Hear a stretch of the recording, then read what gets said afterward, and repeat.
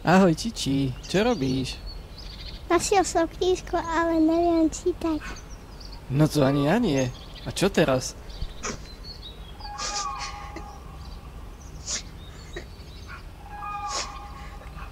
Ahojte, chlapci, čo robíte?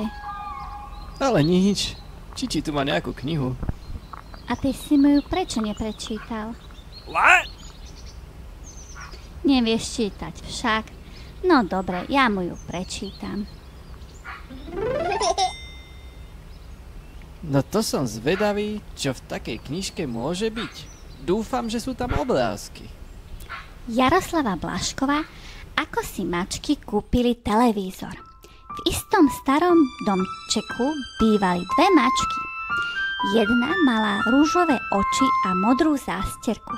Druhá mala modré oči a rúžovú zásterku. Tá rúžovooká sa volala Princina.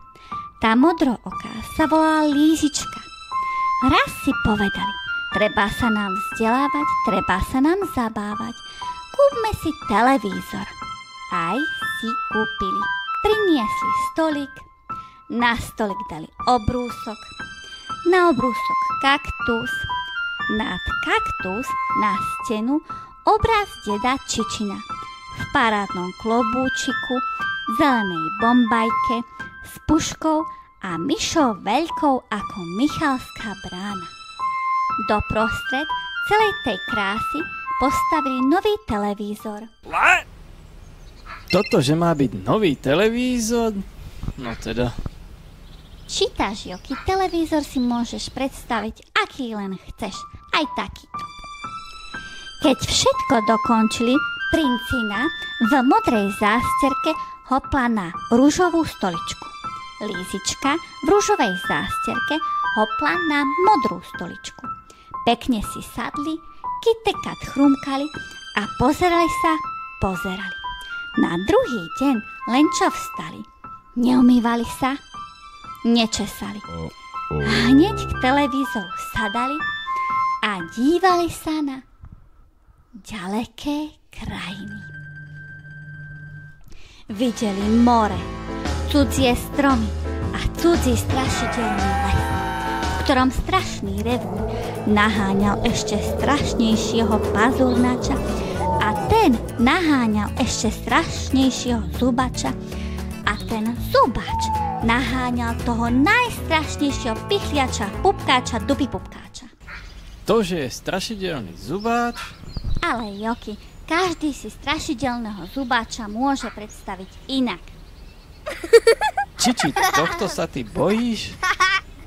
Toľko sa tam naháňali, až sa obrazovka zapotila. Lízička sa bála, no Princina poutierala obrazovku vreckovkou a zase sa dívali na strašnú naháňačku až do noci. Och, aké to bolo hrozné, povedala Lízička. Och, aké vzrušujúce, povedala Princina. Teraz už vieme všetko o ďalekých krajinách, volali obe.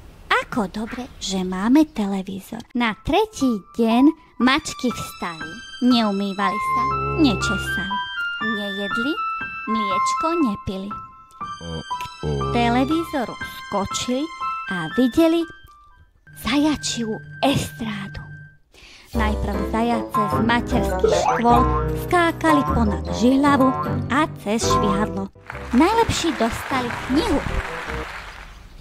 Konfety v lese? Keď je to prečítané, môžeš si to predstaviť napríklad aj v triede.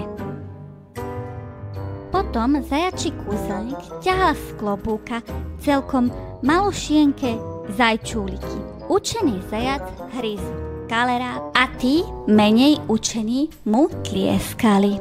Jedna dobrá zajačia duša rozdávala balóniky, zajačí reporter dával hádanky. Skacká to okolo chalupy, robí to cupity cupy. Čo je to? Sú to zajace, volali zajace. Sú to kocúry, volala Lízička. Je to dážď, povedala múdro mačka Princina. Naozaj, vonku prší, pozrela sa Lízička oblokom. Všade plno vody a naše gumáky sú v oprave. Lenže my nemusíme ísť von do dažďa a ešte sa aj dozvieme všetko zo života zajacov. Ako dobre, že máme televízor. Áno, áno. Na 4. deň mačky vstali, neumývali sa, nečesali, nejedli, mliečko nepili. K televízoru skočili. Prachu kopa všade leží, po záclonách pavúk beží. No mačky iba sedia a dívajú sa na naozajstnú kráľovnu. Kráľovná ležala na hojdačke, traja zlatozelení a traja zeleno-zlatí papagáji ju hojdali. Černoško ju ovieval, bubeník jej bubnoval. 12 ministrov v čiernych nohaviciach jej tancovalo. To je len 5, teraz ich je 12. Správne, Joki. A ešte sú tam dvaja, ktorí nemajú čierne nohavice. Ktorí sú to? Len 2 sa mi nezdá. Tak vymeňme 2 a uvidíme, deti, či už je to v poriadku.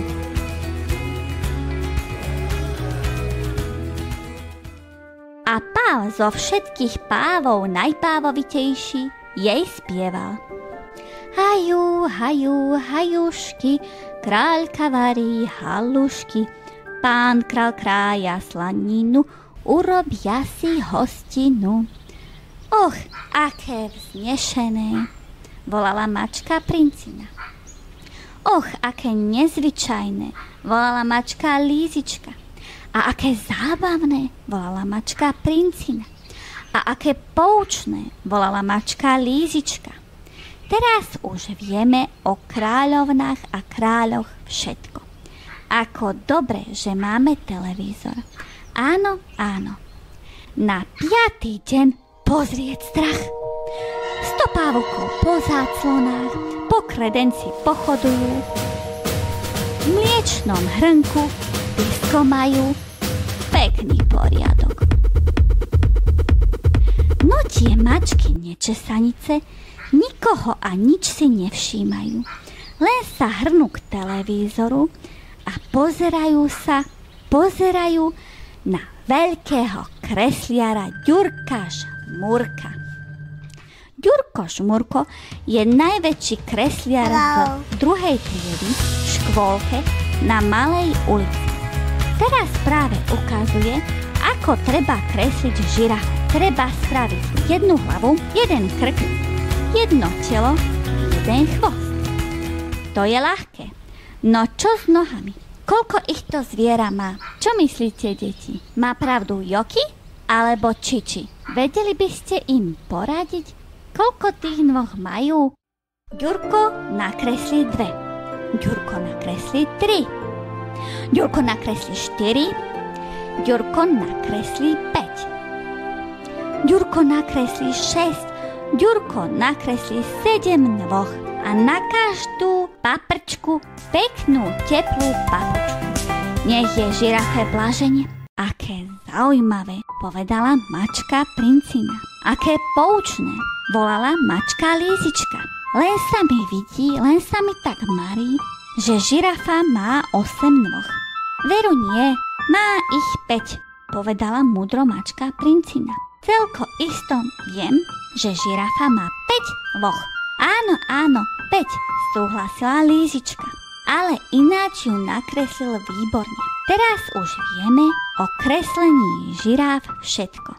Volali nadšene obe mačky. Ako dobre, že máme televízor.